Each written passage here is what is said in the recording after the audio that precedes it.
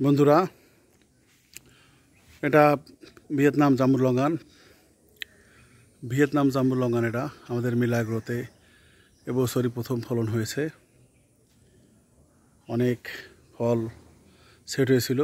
তো আগত অতিথিরা আসে, আমাদের এগুলা মোটামুটি আমরা তাদের আপ্যায়ন করি।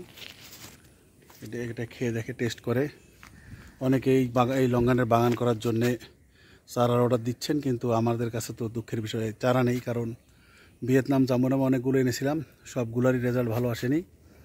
কিছু কিছু ভ্যারাইটি মিক্সড হয়ে গেছে, বাজে গাছ দিয়ে দিছে, অন্য জাত দিয়ে দিছে, ডায়মন্ড রিভার দিয়ে দিছে, যার কারণে এটা আমাদের সমস্যা হয়েছে, গাছের সংখ্যা কমে গেছে। তো দেখছেন আপনারা, অনেক ভালো ফলন। এবং আমি আপনাদের মাঝে একটা ফল ছিঁড়ে একটু শেয়ার করি।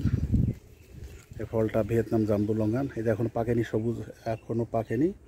এই যে সবুজ আছে, এই যেখান থেকে ছিঁড়লাম, তো এটা সবুজ আছে। এটা দেখেন, আমি যেটা দেখাবো এটার বীজের সংখ্যা, মানে বীজের সাইজ কত বড়, আর এর যে মাংস হয় দেখেন, এটা অনেক ভক্ষণযোগ্য অংশ বেশি, এবং বীজ অনেক ভিতরে ছোট, এক হাতে দেখান যাচ্ছে না।